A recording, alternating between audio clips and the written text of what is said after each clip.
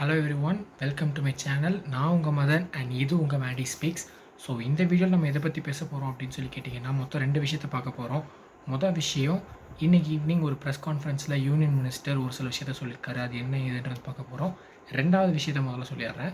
2வது விஷயம் என்னென்னா, அதாவது இதுக்கு முன்னாடி என்டிஏ கொடுத்துருந்த நோட்டீஸில் அந்த 1563 பேருக்கு ரீ எக்ஸாம் வைக்க போகிறதா சொல்லியிருந்தாங்க இல்லையா, அவங்களுக்கான அட்மிட் கார்டு ரிலீஸ் பண்ணிட்டாங்க. ஸோ அவங்க என்டிஏவோட அஃபிஷியல் சைட்டில் போயிட்டு உங்களோட அட்மிட் கார்டை நீங்கள் டவுன்லோட் பண்ணிக்கலாம். அண்ட் அவங்களுக்கு வர சண்டே ஜூன் 23ஆம் ரீ எக்ஸாம் நடக்க போகுது. ஸோ அதை வச்சு ஜூன் 30ஆம் நமக்கு புது ஸ்கோர் கார்ட்ஸ் ரிலீஸ் பண்ண போகிறாங்க. அதில் நமக்கான ரேங்க்ஸ் என்ன டிஃபர் ஆகிருக்கு அப்படின்றத நம்ம தெரிஞ்சுக்கலாம். ஸோ இப்போது ஃபஸ்ட் விஷயத்துக்கு வரேன். அந்த ப்ரெஸ் கான்ஃபரன்ஸில் யூனியன் மினிஸ்டர் என்ன சொல்லியிருக்காரு அப்படின்னா, அந்த ப்ரெஸ் கான்ஃபரன்ஸில் இப்போது ரீ எக்ஸாம் அப்படின்றது எல்லாருக்கும் வைக்க போகிறது கிடையாது. ரீ எக்ஸாம் யார் யாரெல்லாம் அஃபெக்ட் ஆகிருக்காங்களோ அவங்களுக்கு மட்டும்தான் ரீ எக்ஸாம் வைக்க போகிறோம் அப்படின்றத சொல்லியிருக்காங்க. அந்த அஃபெக்ட் ஆகிருக்கவங்கன்னு யாரை மென்ஷன் பண்ணுறாங்க அப்படின்னா, இந்த டைமில் லேகிங்னால கிரேஸ் மார்க்ஸ் கொடுத்துருக்கிறதா சொல்லியிருக்காங்க இல்லையா, அவங்களுக்கு ரீ எக்ஸாம் வைக்க போகிறாங்க. அந்த 1563 பேர். அது இல்லாமல் பேப்பர் லீக் ஆகிருக்கு.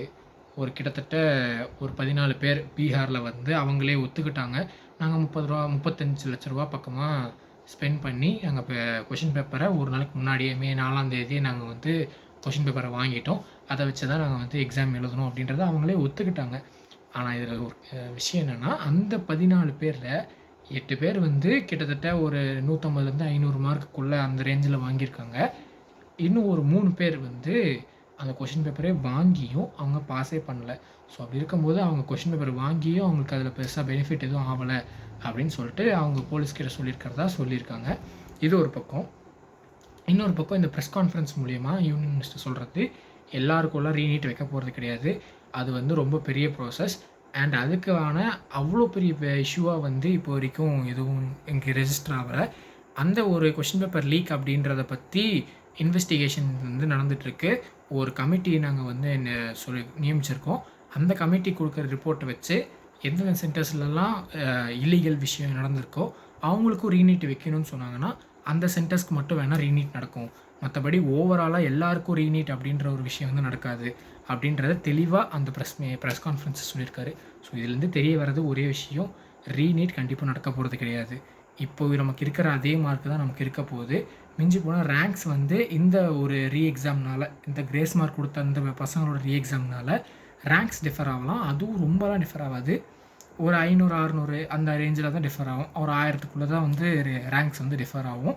ஸோ பெரிய வித்தியாசம் ஒன்றும் இருக்க போகிறது கிடையாது. அப்போது இப்போ இதுலேருந்து நமக்கு தெரிஞ்சுக்க வேண்டிய ஒரு முக்கியமான விஷயம் என்னென்னா, ஜூன் 23ஆம் அந்த ரீ எக்ஸாம் நடந்து ஜூன் 30ஆம் நமக்கு ரிசல்ட் வரப்போகுது. ஜூலை 6ஆம் கம்பல்சரியாக கவுன்சிலிங் நடந்தே தீரும். இதை இப்போ யூனியன் மினிஸ்டர் சொல்கிறத வச்சு நம்ம புரிஞ்சிக்கலாம். ஆல்ரெடி சுப்ரீம் கோர்ட் கொடுத்துருக்கிற ஆர்டர்லேயே கவுன்சிலிங் மேலே எந்த விதமான ஸ்டேவும் நாங்கள் வைக்க போகிறது கிடையாது. கண்டிப்பாக கவுன்சிலிங் ஜூலை 6ஆம் நடந்தே தீரும் அப்படின்னு சொல்லி காலையிலே ஒரு சுப்ரீம் கோர்ட்டோட ஆர்டர் நம்மளே பார்த்துருப்போம். ஸோ அதை வச்சு சொல்லும்போது ஜூலை 6ஆம் கண்டிப்பாக கவுன்சிலிங் நடந்தே தீரப்போகுது. எந்த விதத்துலேயும் கவுன்சிலிங் கேன்சல் ஆக போகிறது கிடையாது. All India quota counselling July 6ஆம் ஆரம்பிக்குதுன்னா, ஸ்டேட் கோட்டா கவுன்சிலிங் ஜூலை 10ஆம் பக்கமாக ஆரம்பிச்சிடும். ஒரு 4 நாள் கேப்பில் அங்கே ரவுண்டு 1 முடியும் போது இங்கே ரவுண்டு 1 ஸ்டார்ட் ஆகும். அந்த மாதிரி தான் ஒவ்வொரு வருஷமும் நடந்துகிட்ருக்கு. இந்த வருஷமும் நடக்கும். ஸோ நீங்கள் டைம் ரொம்ப வேஸ்ட் பண்ணாமல் கவுன்சிலிங்க்கு தேவையான டாக்குமெண்ட்ஸ்லாம் ரெடி பண்ணுங்கள். அந்த டாக்குமெண்ட்ஸ் என்ன தேவையில்லைன்றது உங்களுக்கு தெரியல அப்படின்னா கமெண்ட்டில் சொல்லுங்கள். நான் அடுத்து அதை பற்றி ஒரு வீடியோ போட ட்ரை பண்ணுறேன். அண்ட் மற்ற பசங்க மார்க் கொஞ்சம் கம்மியாக வந்திருக்கு, இல்லை நான் பார்டரில் இருக்கேன் அப்படின்னு நினச்சிட்டு இருக்கிறவங்களாம் தயவு செஞ்சு அடுத்த வருஷம் நீட் நீங்கள் ப்ரிப்பேர் பண்ணணுன்றிருந்தீங்கன்னா இப்போயே ப்ரிப்பரேஷனை ஸ்டார்ட் பண்ணிவிடுங்க.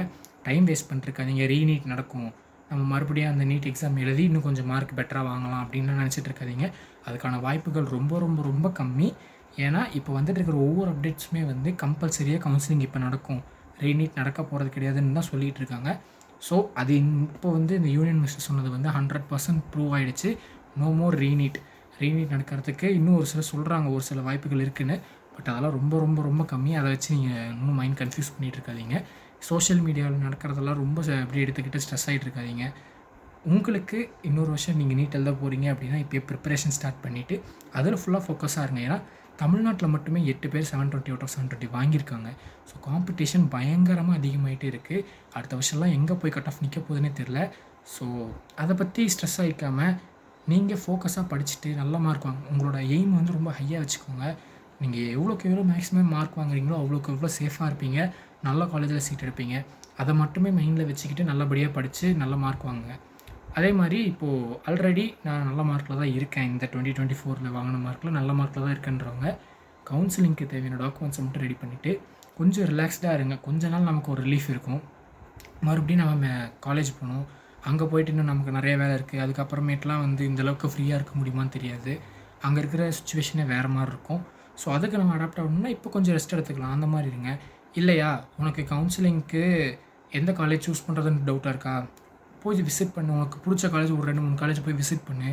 போய் பாரு, அதோட என்விரான்மெண்ட் எப்படி இருக்குன்னு பாரு. அப்போ தான் உனக்கு ஒரு ஐடியா கிடைக்கும் நம்ம எந்த இடத்துல இருக்க போகிறோம் அப்படின்ட்டு. 5 வருஷம் ஒரு இடத்துல இருக்க போகிற அப்படின்னா அந்த இடத்துல உன்னால் சர்வை பண்ண முடியுமான்றத அந்த என்விரான்மெண்ட்டை சுற்றி பார்க்கும்போது தான் உனக்கே புரியும். ஒரு இடத்த நீ யோசிச்சு வச்சிருப்ப, இந்த மாதிரி இருக்கும் அந்த மாதிரி இருக்கும்னு. நேரில் போய் பார்க்கும்போது வேறு மாதிரி இருக்கலாம். ஸோ அதனால் நேரில் ஒரு தடவை பார்த்துக்கோ. நீ இந்த காலேஜ் தான் எடுக்க போகிறேன் அப்படின்ற மாதிரி ஒரு மைண்ட் செட்டுக்கு வந்துட்ட அப்படின்னா ஒரு தடவை நேரில் போய் விசிட் பண்ணிப்பார். உனக்கு சாட்டிஸ்ஃபைடாக இருந்துச்சுன்னா பிரச்சனை இல்லை. இல்லை அங்கே போய் பார்க்கும்போது நம்ம நினச்ச மாதிரி இல்லை, ஐயோ இது தெரியாமல் இந்த காலேஜை நான் சூஸ் பண்ணிட்டேன், இப்போ வருத்தப்படுறேன் அப்படின்னு யோசிச்சுட்டு இருக்கிறதுல அர்த்தமே இல்லை. ஸோ அதெல்லாம் பண்ணுங்கள். இப்போ இருக்கிற டைமில் அந்த மாதிரிலாம் யூஸ் பண்ணிக்கோங்க. ஸோ ஃப்ரீயாக இருங்க, ரிலாக்ஸாக இருங்க, பாசிட்டிவாக இருங்க. மைண்ட் செட் எப்பயுமே பாசிட்டிவாக வச்சுக்கோங்க. நெகட்டிவிட்டிஸ்லாம் அப்படியே விட்டுட்டு நீங்கள் பாட்டு மூவ் ஆகிட்டே இருங்க. எல்லாமே நல்லதாக தான் நடக்கும். எல்லாருக்குமே நல்லது தான் நடக்கும். கண்டிப்பாக இப்போ இருக்கிற மார்க்கை வச்சு நம்ம கவுன்சிலிங் நடக்க போகுது. ரீநீட்ன்ற ஒரு மாயையிலேருந்து வெளியே வாங்க. சும்மா ஆளாளுக்கு ரீநீட்னு சொல்லி ஒரு பக்கம் சம்பாரிச்சிட்டு இருக்காங்க. அதெல்லாம் தேவையில்லாத ஒரு விஷயம். ரீநீட்லாம் நடக்க போகிறது கிடையாது. இருக்கிற நீட் எக்ஸாம் மார்க்கை வச்சு தான் நம்ம கவுன்சிலிங் நடக்க போகிறாங்க. அந்த ஃபேக்ட்டை முதல்ல புரிஞ்சுக்கோங்க. அதை தான் மெயினாக சொல்லணும்னு வந்தேன். ஸோ அடுத்த வீடியோவில் என்ன போடலாம், எதை பற்றி போடலாம் அப்படின்ட்டு உங்களுக்கு ஏதாச்சும் தோணி வச்சுன்னா கமெண்ட்டில் சொல்லுங்கள். அண்ட் இந்த வீடியோ பிடிச்சிருந்தால் லைக் பண்ணிவிட்டு இந்த இன்ஃபர்மேஷனை உங்கள் ஃப்ரெண்ட்ஸ்க்கு ஷேர் பண்ணுங்கள். ஏன்னா இன்னொன்று ஒரு சிலர்லாம் வந்து நடக்குமா நடக்காதான்ற அந்த பயத்திலே இருக்காங்க. ஸோ அந்த பயத்துலேருந்து முதல்ல அவங்கள வெளியே கொண்டு வரணும்னா இந்த வீடியோவை உங்கள் ஃப்ரெண்ட்ஸ்க்கு ஷேர் பண்ணுங்கள். அவ்வளோதான். தேங்க்யூ. அடுத்த வீடியோ என்ன பண்ணலான்னு சொல்லிட்டு கமெண்ட்டில் சொல்லுங்கள். பாய். See you in one more video.